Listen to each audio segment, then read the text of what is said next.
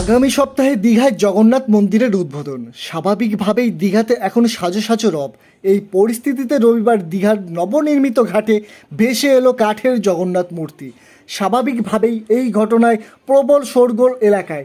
মূর্তিটি দেখতে ঘাটে ভিড় জমিয়েছে পর্যটকরা। দীঘার জগন্নাথ ধাম ঘিরে সাজো সাজো রব।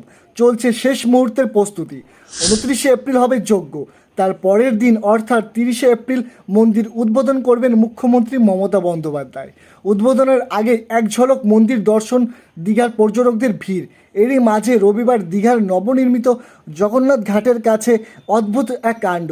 আচমকা ঢেউয়ের সঙ্গে সমুদ্রের তীরে ভেসে আসে সাদা রঙের কাঠের এক জগন্নাথ মূর্তি।